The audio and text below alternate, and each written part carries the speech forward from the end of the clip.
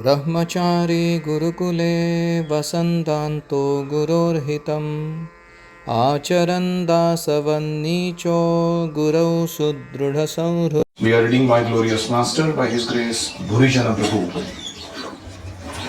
Getting correct answers. सही उत्तर प्राप्त करना. Young man is asking question. Srila Prabhupada, how does one surrendering to Krishna discriminate between being tactful in his speech on one hand and on the other hand compromising? Srila Prabhupada ji, अगर कोई कृष्ण को शरणागत भक्त है, वो कैसे तय करे कि जब हम बातचीत करते हैं दूसरों के साथ तो टैक्टफुल रहे, इस तरीके से बात करें कि हमारा काम बने, और साथ में कभी कभी वो करते हुए वी बिकम कॉम्प्रोमाइजिंग, हम अपना फिलॉसफी को वाटर डाउन करते हैं, सत्य बोलते नहीं हैं, या वो स्वीकार नहीं करेंगे इसलिए डर के थोड़ा स्टैंडर्ड को नीचा करके बताते हैं, कॉम्प्रोमाइज करते हैं. So being tactful and being compromising, इसके बीच का फर्क कैसे समझ में आए? Prabhupada, to surrender to Krishna is the best tactful. Krishna को शरणागति, कृष्ण की शरणागति स्वीकार करना ये सबसे चतुर व्यक्ति है. And if you surrender he will give you instruction. और अगर आप शरणागत होंगे, कृष्ण आपको हृदय में आदेश देंगे. Then all tactfulness will be there, और आपकी सारी चतुराई काम आएगी. तेषां सतत युक्तानां भजतां प्रीतिपूर्वकं ददामि बुद्धि योगं तम येन माम् उपयान्ति ते. If you become completely surrendered devotee to Krishna, He is within your heart. He will give you the right instruction so that in every sphere of life you will be perfect. अगर आप कृष्ण के पूर्ण शरणागत भक्त बनते हो, कृष्ण आपके हृदय में विद्यमान है, वे आपको सही आदेश देंगे जिसके द्वारा जीवन के हर पहलू में आप सही निर्णय लेने के लिए सक्षम होंगे. Purport.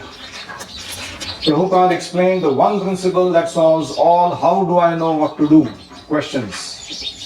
जिंदगी में बहुत बार हमें प्रश्न पूछते हैं कि मुझे कैसे पता चलेगा कि मुझे उस समय क्या करना चाहिए. ये सारे प्रकार के प्रश्नों का एक ही जवाब प्रभुपाद जी ने इसके द्वारा दे दिया. Be sincere enough to receive Krishna's instructions. प्रामाणिक रहो जिससे कृष्ण हृदय में सीधे आदेश प्रदान करें.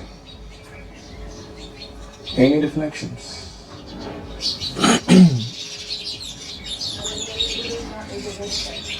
Surrendering to Krishna is the best tact. जय कृष्ण भजे से बड़ा चतुर. जो कृष्ण का आराधना करता है वो सबसे चतुर व्यक्ति है, क्योंकि उसने सब चीजों के सार को पकड़ लिया है. और कोई?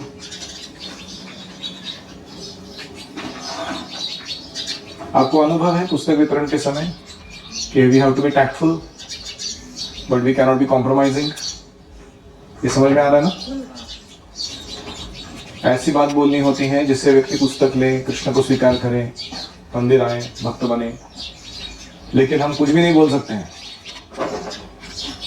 जिससे वो हमारे संस्था या उसके तत्वज्ञान के बारे में गलत धारणा बना के चला जाए.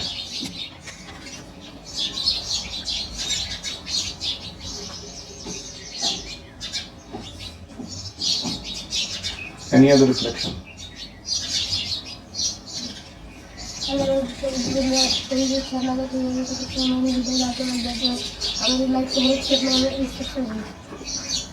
कृष्ण को अगर हम शरणागति प्रदान करते हैं तो वो हमारे हृदय में बैठकर हमारे जीवन के सारे महत्वपूर्ण निर्णयों के समय आंतरिक रूप से मार्गदर्शन देते हैं. इंटरेस्टिंग है ना? Krishna is like a super computer. उसको सब यूनिवर्स में सब जगह पे सब कुछ मालूम है, और हमारा भी जीवन कैसे चल रहा था पहले, अभी कैसे चल रहा है, आगे जाके फ्यूचर में उसका क्या होने वाला है, सब मालूम है. तो अगर ऐसा कोई व्यक्ति आपका फ्रेंड है और आपको सही मार्गदर्शन दे रहा है तो कैसा रहेगा?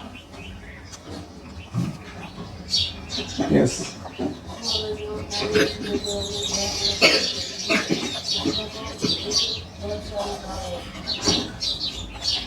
कृष्ण केवल शरणागतों को ही मार्गदर्शन देते हैं, वरना कृष्ण बहुत बिजी है वैसे भी।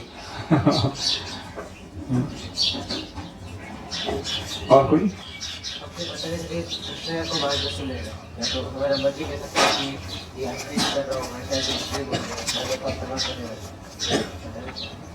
कभी कभी कृष्ण ने बोला कि हमारे मन ने बोला, इसमें भेद करना कठिन हो जाता है, तो क्या करें? तो इसलिए गुरु हैं, तो चेक वो जाके पूछ लेते हैं वहां पे हम कि ऐसे ऐसे मेरे मन में विचार आ रहे हैं, ये कृष्ण का आदेश है कि मेरा मन कुछ बोल रहा है मेरे को करने के लिए, क्या करूं मैं? फिर वो जो बोलते हैं वो करते हैं। So we confirm, when in doubt check it out. ठीक है, next pass time, initiation within the heart, दीक्षा हृदय में। Questioner, Srila Prabhupada, does a disciple first accept a spiritual master within the heart when he takes initiation? Prabhupada, initiation is the third stage. दीक्षा लेना ये तीसरी step है। First stage is just like you have come. This is called Shraddha, little faith, not full faith. Then you have to increase this faith. When the faith is increased, how do you increase faith? By association with devotees. That is required. And when the faith is increased, then there is question of initiation. तो प्रश्न पूछा जा रहा है कि दीक्षा अगर हृदय में स्वीकार करता है कोई व्यक्ति, तो ये फर्स्ट स्टेप है ना स्पिरिचुअल लाइफ का, कि मैंने आपको गुरु करके स्वीकार किया है हृदय के अंदर, अभी तक दीक्षा नहीं हुई मेरी। प्रभुपाद कहते हैं नहीं, ये फर्स्ट स्टेप नहीं है। पहली स्टेप क्या है? श्रद्धा। तुम श्रद्धा पूर्वक आओ भगवान के भक्तों के सानिध्य में। फिर दूसरा स्टेप क्या है? साधु संग, भक्तों का संग करो, उनसे सुनो, उनकी सेवा करो, तो तुम्हें भक्ति तत्व समझ में आने लगेगा। फिर तुम दीक्षा लो, तीसरा step. Initiation should not be immediately offered. That will be misused. दीक्षा तुरंत नहीं देनी चाहिए लोगों को, वो उसका दुरुपयोग करेंगे। Therefore, when we initiate, we inquire from the head of the temple, how long is he coming? What is his behavior? इसीलिए हम जब दीक्षा देते हैं तो मंदिर के अध्यक्ष से पूछते हैं या गुरुकुल के अध्यक्ष से पूछते हैं कि ये व्यक्ति कब से है, कितना समय हो गया, क्या है इसका व्यवहार, ठीक है कि नहीं। If he certifies that yes, he is doing nice, जो मंदिर का अध्यक्ष अगर कहता है कि नहीं ये बहुत अच्छा है, फर्स्ट क्लास पालन कर रहा है, then we initiate, तब हम दीक्षा देते हैं। Our initiation is not so cheap. हमारे यहाँ दीक्षा प्राप्त करना इतना सरल या आसान नहीं है। You come and be initiated. No, we do not do that. आ जाओ दीक्षा ले लो, नहीं, हम ऐसा नहीं करते हैं। We must test you first of all. हम पहले आपकी परीक्षा लेंगे, then we initiate, फिर हम दीक्षा देंगे। मधुर विश्व प्रभु क्लैरिफाई कर रहे हैं। His question was that can you take initiation by accepting the spiritual master in your heart without actually taking initiation? इसका प्रश्न था कि क्या हम गुरु को स्वीकार करते हैं हृदय में और वही दीक्षा मान लेते हैं, इतना काफी है कि हमें सेरेमनी जो होता है दीक्षा उसमें भाग लेके फॉर्मली औपचारिक रूप से दीक्षा लेनी पड़ेगी? Prabhupada, this is a bogus preposition, ये गलत प्रस्ताव है। इट हैज नो मीनिंग, इसको कोई अर्थ ही नहीं। It has no meaning if you think within yourself I am eating. ऐसे तुम मन में मान लो कि मैं खा रहा हूं, खाना खा रहा हूं, विल यू बी सेटिस्फाइड? पेट भर जाएगा तुम्हारा मन में खाने से? You starve and then simply think I have eaten everything. भूखे हो तुम और सोच रहे हो कि मैंने सब कुछ खा लिया है, और ऐसे खुद हंसते हैं प्रभुपाद जी, सब लोग हंसते हैं। Is that very practical proposal? क्या ये व्यवहारिक प्रस्ताव है? यू मस्ट ईट, तुम्हें वास्तव में खाना होगा। We don't say all this bogus proposition. हम ये बकवास प्रस्तावों को मान्यता नहीं देते हैं। All right, thank you very much, धन्यवाद। वहां पे लेक्चर खत्म हो गया। Purport. The actual intention of the question was not accurately rephrased by Madhudvisha. वो प्रश्न का वास्तविक गर्भित अर्थ मधुद्विषा प्रभु ने ठीक से वो बताया नहीं, ऐसा मुझे लगा।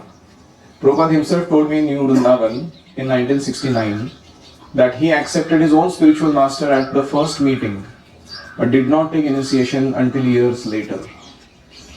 प्रभुपाद जी ने खुद मुझे एक बार 1969 में न्यू वृंदावन में बताया था कि जब वे भक्ति सिद्धांत सरस्वती से मिले अपने गुरु से, उन्होंने हृदय में ही उनसे दीक्षा ग्रहण कर ली, कि उनको गुरु स्वीकार कर लिया। बोला ये व्यक्ति जो बोलेगा मैं करूंगा, बट दीक्षा उन्होंने बहुत साल बाद ली।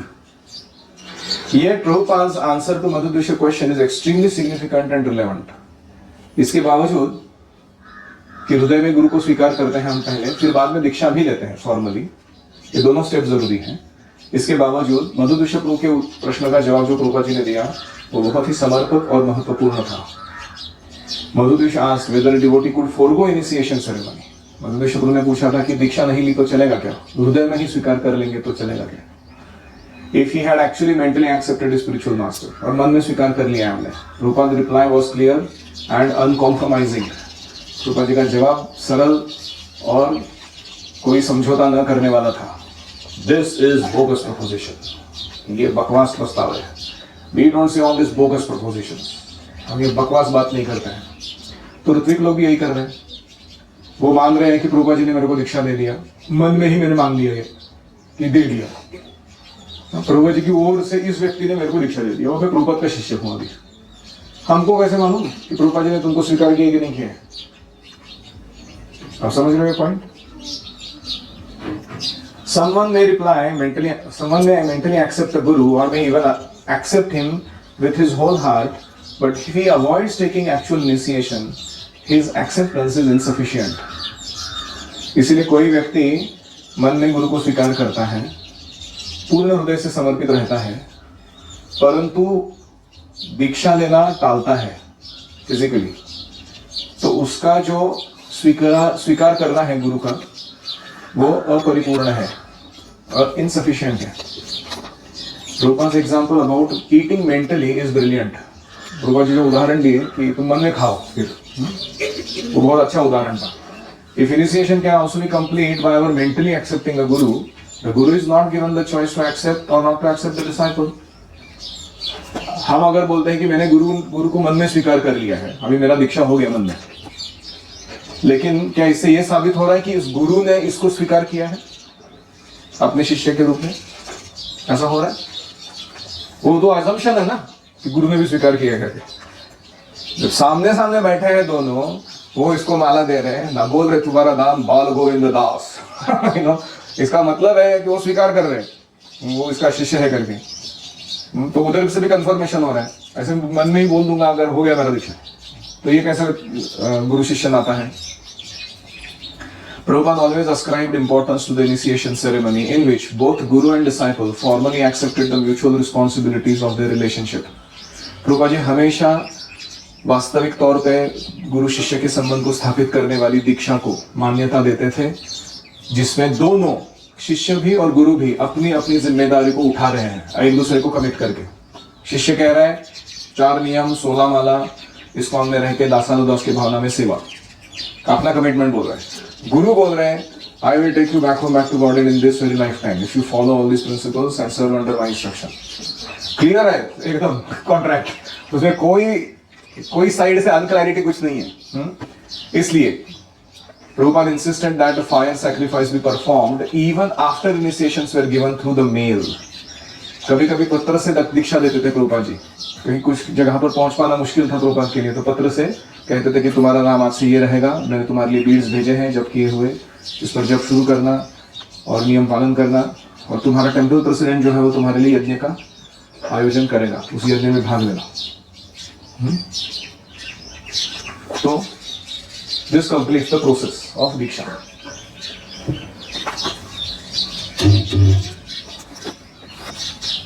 उसमें पहले दिन वैष्णव को प्रवेश करना, अगर हम गोलोक धाम में भी जाने हुए तो वैष्णव से पूछेंगे कि ये कैसा है, तब अगर हम बोलेंगे करेक्ट। भगवत धाम जाने के समय सारे वैष्णव से पूछा जाएगा जिनके साथ हम रह रहे हैं, रेड बंगलो में रह रहा था ये आदमी, बाकी सारे 6-7 वैष्णव का इसके बारे में क्या मतलब, क्या मत है। सब लोग बोले ये मस्त डिवोटी, ये 50-50, ये अभी तक कुछ नहीं चल रहा, स्पिरिचुअल लाइफ कुछ समझ में नहीं आया इसको, तो फर्क पड़ता है ना। और कोई तो भले कोई बोल सकता है नहीं वो वैष्णव तो मेरे को गलत समझ रहे हैं, वो इतने परिपक्व नहीं है, ट्रेन नहीं है, मेरे से द्वेष करते हैं, ये है वो, तो इसलिए तुम्हारे गुरु को भी पूछा जाता है। उनके बारे में तो ऐसा डाउट नहीं रहेगा किसी को जो परिपक्व नहीं है, द्वेष कर रहे हैं या इसको मालूम नहीं कि आप क्या बता रहे हैं, तो गुरु बोलेंगे यस फर्स्ट क्लास, तो वो चला जाता है लोगों। और कोई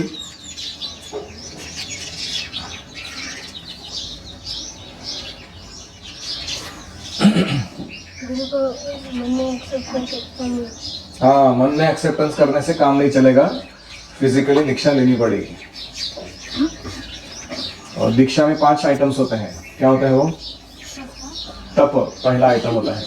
तप मतलब पहले 1, 2, 3 साल तक 4 नियम 16 माला करके दिखाओ, तब मानेंगे कि जिंदगी भर तुम करोगे। ये तपस्या किए बिना डायरेक्टली कोई आके बैठ जाता है, बोलता है कल से चालू करता हूँ 4 नियम 16 माला, उसको बोलते हैं ठेंगा, वापस जाओ। Do it for 3-4 years and come back. समझ रहे हैं? इसको क्या कहते हैं? तप। फिर दूसरा क्या है? पुंड्र। पुंड्र मतलब तिलक धारण करना, वैष्णव के चिन्ह जैसे कंठी माला इत्यादि ये धारण करना, और खुद को वैष्णव करके डिक्लेयर करना दुनिया में, ऐसे छुप छुप के नहीं। भक्ति है, बहुत है हृदय में मेरे, लेकिन बाहर से मैं दिखाने के लिए थोड़ा डरता हूँ, लोग क्या कहेंगे। हम बिंदास धोती कुर्ता कंठी माला शिंडी सब लेके घूमते हैं, बोले वी आर प्रैक्टिसिंग वैष्णव। जैसे कोई सोल्जर होता है, वो आर्मी ज्वाइन करता है, तो आर्मी का ड्रेस पहनता है कि नहीं पहनता है? क्या वो बोल रहा है कि नहीं आर्मी कैसा पहनूंगा? तो उसको कहते हैं पुंड्र। पुंड्र का अर्थ है कि lifestyle of a Vaishnava also being accepted.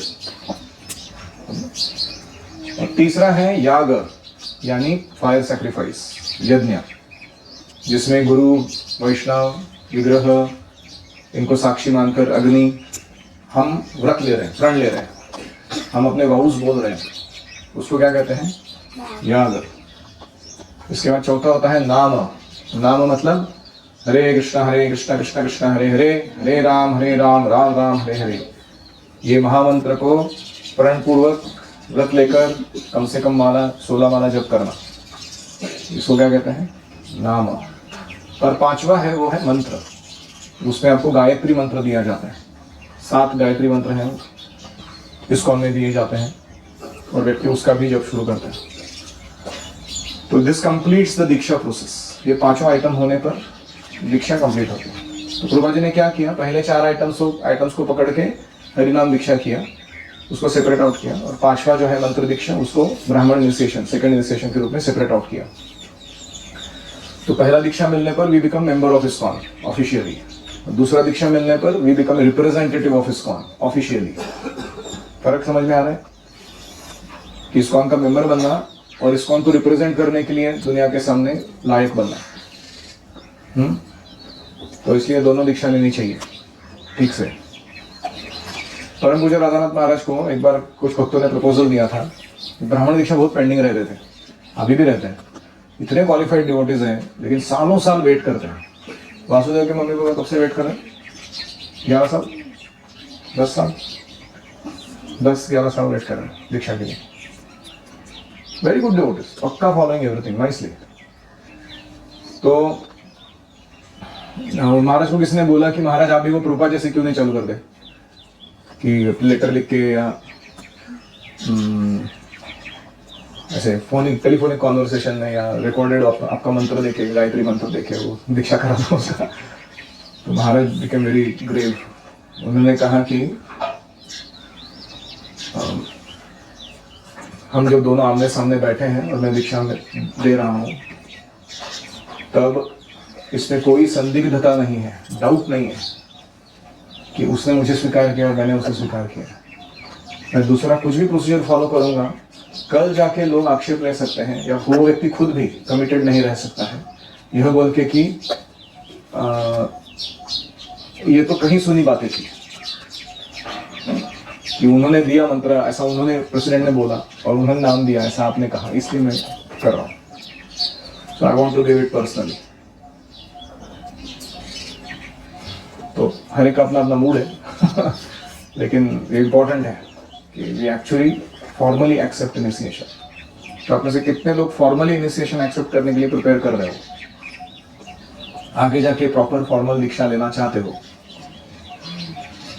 और कितने लोग अभी मालूम नहीं इस पोजीशन में है, लेंगे तो लेंगे, कभी समझ में आएगा तो बाद में देखेंगे। ठीक है, alright, thank you. Srila Prabhupada की जय।